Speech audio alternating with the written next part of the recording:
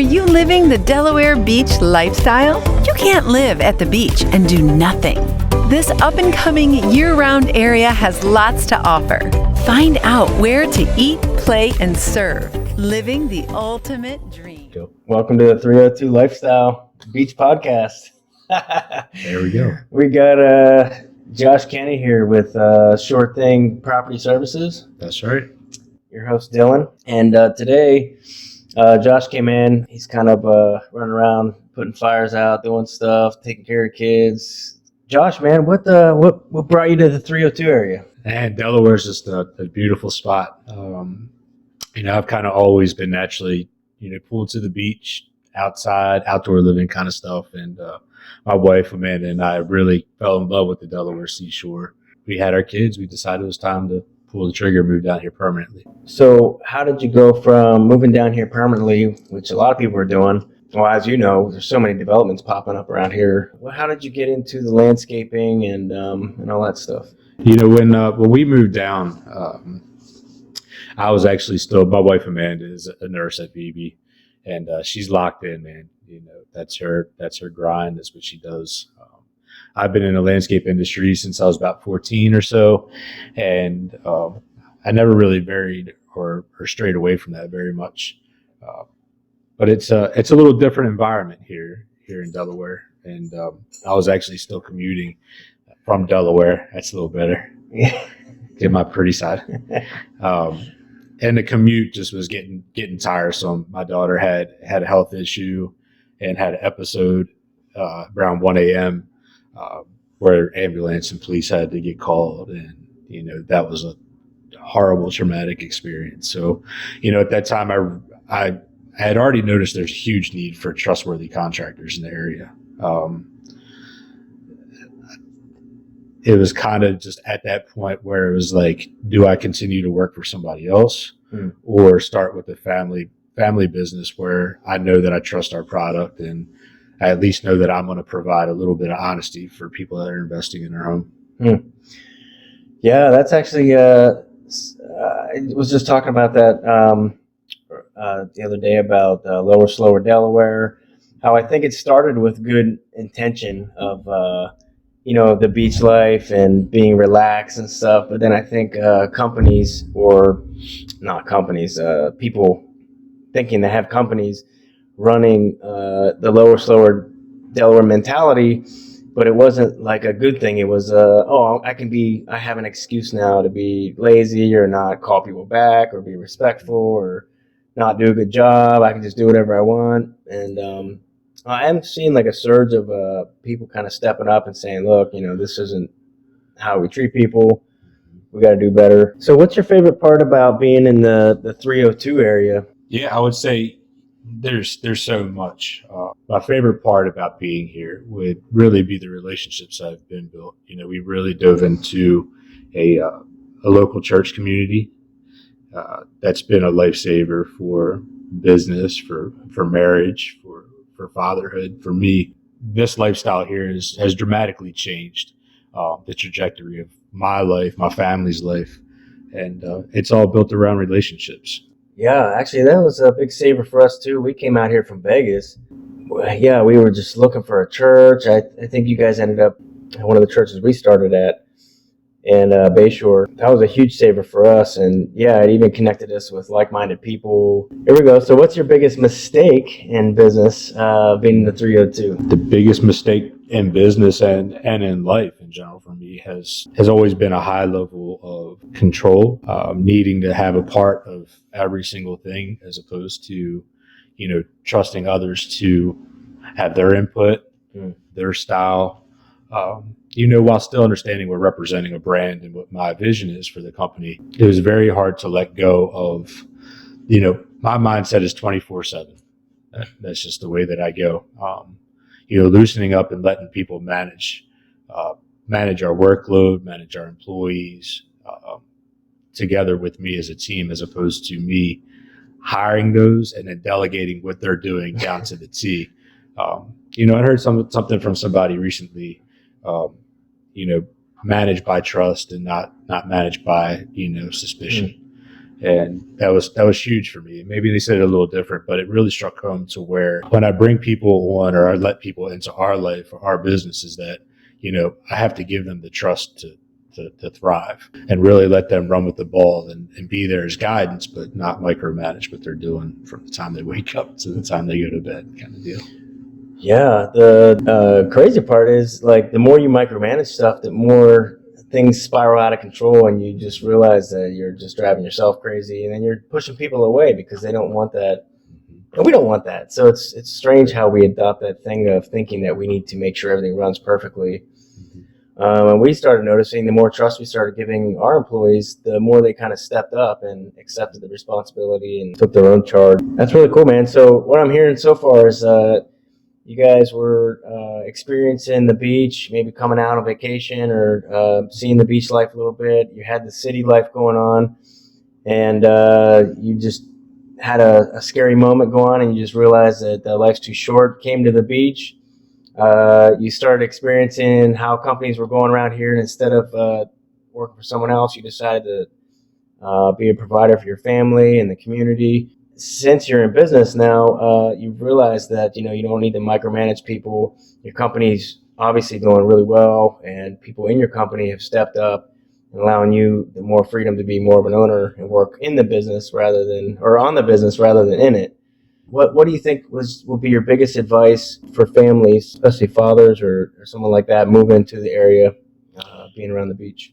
Yeah, for sure. I would say, dive into, like we said earlier, stepping out of bounds a little bit and really looking for a group of people that you can network with and thrive together.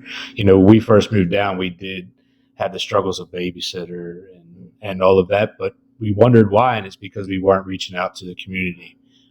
We were working, eating, sleeping. We moved here for the laid back life, but all we were doing was working. So, my advice would be, if you're moving here to really enjoy what Delaware has to offer is, dive into a network of people. That way you can enjoy the weekends at the beach and, find somebody that's going to watch your kids if you have an emergency or, be able to meet you for coffee if you're having, a stressful time financially or at work.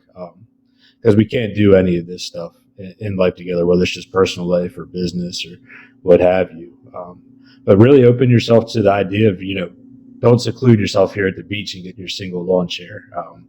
I don't think that's going to give you a recipe for success here. You need to know people that are reaching out to contractors that if your roof is leaking, who do you call and going to give you an honest proposal and then provide a good product. And there are hundreds of great contractors down here for every trade for sure. Got any ideas so you mentioned church. I'm trying to think of, we get a lot of questions about where to connect to people and stuff. Got any ideas for that? Yeah, I mean, Facebook has been a really good tool for different, I guess, community organization stuff where they're doing, like Lord's Landscaping does a ton of events for kids and for family that's close by. There's buy nothing, sell nothing sites on Facebook that really let you get introduced to people in a community that aren't looking to just make a buck. They're really looking to help out. There's a lot of social networking, like sports and stuff between here and Ocean City. Obviously, I didn't even think about it. Facebook groups, you can basically type in anything you want to or interested in. There's even like a crazy bird watching community around here. Yeah, it sure is. I'm not sure that I 100% understand that hobby. I was actually just looking at somebody bird watching yesterday. Oh, that's funny. And I was like, yeah, I get it. I think maybe. If you're a bird watcher, comment below. I want to know. I want to see some of your cool shots that you got. I saw. I took a picture of a bald eagle. I was actually driving out near Bayshore Church, out there past Millsboro, and there was a bald eagle. Like I said, I almost hit it. Actually, it was trying to. Yeah, you wouldn't live that down. No, I was trying to pull, something off the road, but I got some pictures, and I went up to. I don't know if you've been up there, Range Time, a little shooting range, and I was like, "Oh man, look at this bald eagle." And he's like, "Oh yeah, there's a ton of them around here." I was like, "Really?" I was like, "Wow, that's so cool." Yeah, even the eagles like Delaware. So what's your favorite place to eat in the 302? Ooh, that's tough because I just like eating everything.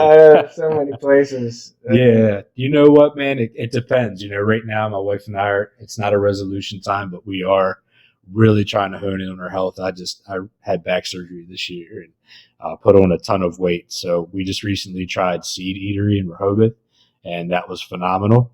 But I am also a big sandwich guy. So the Rosenfeld's Jewish Deli, I haven't been there. it is great. Really? But it's definitely not something you want to do if you're watching your calorie intake because it's massive, but it's very good. I would say there's a lot of also like Sodell and Hooked Up. Oh, a yeah. lot of their I love restaurants. those restaurants. Northeast is really, really good. And I would say too, for like new people moving down, the food thing is don't skip out on summer support, but during the winter the specials are like Really half good. price. So you can almost eat for cheaper at the restaurants than you can cook. So Yeah. a lot of That's good what I keep spots. telling my wife anyway. Yeah, it's a good excuse just to go out, right? Get out of the house. Oh, man. Here we go. Last question before we get into the lightning round. What's your advice on working in a business and being married? Ooh, nah, man. I would say it's the same. The trust thing goes a long way. I think that you know that sometimes businesses just has no end. There'll be days where I could sit here with you and I get 2 hours of free time, but then 9-10 o'clock I'm swamped. So I would say in business you have to have a trusting partner that believes you when you say you have to work till 9 o'clock at night. But it's a give and take. It's hard for me because I have a hard time slowing down. But for me, you have to, as a business owner, much like your employees, understand that it's not my wife's business, and she's not involved in it all the time. So I have to give her the time that she needs to herself too, whether it be with friends or just to herself to get a workout in or something like that. So it's just the checks and balances, man. I would say trust and really plan as much as you can with the understanding that there's going to be huge variance, but plan some time where each of you get your family time, your alone time, and your business time, because I think there's a mixture of like our personal health, spirituality, and our family that needs daily attention. And I think if you skip out on one of those, you're subject to some tension somewhere. I love that, man. So I've recently I tried to do it last year. I made it about halfway through the year of like keeping this journal and time management and stuff. I was watching these YouTube videos about some of these famous guys like Bill Gates and people that have like a lot of money. And some of the questions that they were getting asked were, what's the one thing that like what's like the most important thing in your life, and just questions like that. And they were saying, I'm realizing that time is one thing I cannot buy. No matter how much money you have, time is something you can't ever get back or buy more of. So I'm realizing how important it is. Like I'll make it through the week and I'm like, or the day even, and I'm like, I don't even know what I did today. Like I was just so busy and just so many things, and I can't even say one thing that I accomplished, but I did a lot. What I mean? Yeah. That's been something for me. I've been realizing and attempting to correct, and realizing that I'm not going to be perfect in doing this, but just getting better at it and quicker at managing time. Yeah, has been a big one for me. Cool, man. Good stuff. So lightning round. Oh, how do people get in touch with you, man? Yeah, the best way to contact us is through our website, which is www.surethingde.com. That's where we have our customer portal, and it keeps you locked into our system. Right from there, we can't get rid of any of your requests, your invoices, all that stuff is in one spot. So we always request people check out our website. But our company line is 302-402-3082. And typically somebody will be able to answer the phone, but if not, we'll get right back to you. Cool, man. We'll put all that down below, and you can also reach them on Facebook, These guys are doing a lot of stuff. If you got trash removal, they got a dump truck that they're doing that on weekends. And just to mention, Josh has actually been Josh's company's been handling our property, and I can say that we've had a lot of different people and things as we moved around the past 9 years. And I tell you, I'll even come home and I'll see something happen, an accident or something got bumped. It's only happened, I think, once. But I called him. He's like, oh, yeah, they already got it. They'll be there and took care of it. So I can just say, these guys really do a good job. If something's not right, they'll come back, fix it, and usually take care of everything. You don't have to deal with it. So thanks, man. All right, lightning round. What's the best book, tool, or software you could recommend, and why? Okay, so book, man, and I'm really diving into it, is a book called 10 Times 10X Energy. And, wait, Cardone? Yeah, Cardone. And that one gets me fired up. So, I think there's a balance in that. This is a lightning round, so I'm going to be quick. But it's a great book, and if you're looking for someone to push you, I think that he's got a ton of great books. For folks that are in the industry or trade industry, I always recommend Jobber. Again, there's a million different website management software programs that have different levels of how much you can pay and what you get out of it. But Jobber is super simple. It connects to QuickBooks, and it allows you to schedule, route, and track your profits, which is huge to start. Yeah, sure. Yeah, we were using Jobber for a while. Cardone, what's the first name? Grant Cardone, yes. Yeah, I like watching his motivational talks. Yeah, real kind of like Tony Robbins, just like really power, like a lot of energy going on. He almost scares you into just doing it. Cool. All right. And what's the biggest myth business owners need to know the truth about? The biggest myth. Or what's the biggest myth about business owners that someone needs to know? Ooh, I would say that I would say the biggest myth that I've seen in our industry, because that's my, being in landscape and in contracting, is that whenever you see a company with a bunch of big flashy trucks and a bunch of brand new equipment, it doesn't mean that they're doing so good paying their bills at home or financially. I would say that it's a process, and the myth is that business is affordable to get into and you start making money right away. In our industry, it's very labor intensive, but it's also very expensive for the materials that we need to start, from trucks to trailers. We're doing a lot of $25 loans to pay for a $50,000 truck and a $13,000 lawnmower. So the myth would be that you get in, you start making money right away. If you're by the book, workers' comp, unemployment, you have a vision, essentially you're dumping everything that you make back into business for a long-term vision. I'm thinking about what my kids and my current employees will do for a career. My guy today, I'm thinking about him being a salary employee, 10 years from now, and raising his family. So invest in your company. Oh, I love it, man. Just a side note on that. A lot of times we get these comments about, oh, I don't know, that seems pretty expensive back home. In the mountains, I pay $50 for a large house to get cleaned or something. And you're right, man. I think that goes along with knowing what questions to ask when you're hiring somebody. A lot of times we get, in your case, it'd be like, do you cut the lawn perfect every time or something like that?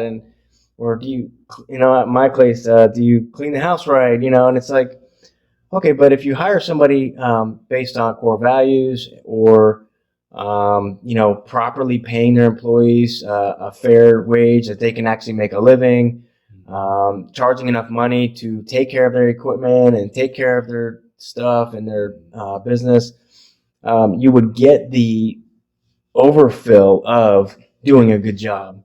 But going off a cheap price, a lot of times they say you get what you pay for. Yeah.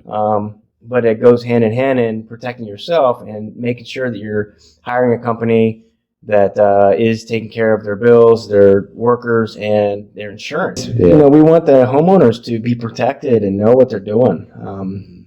So maybe we should do one on that. Anyways, What's one question I should have asked, and what's your answer? Ooh, I don't know. My brain's swirling still. I'll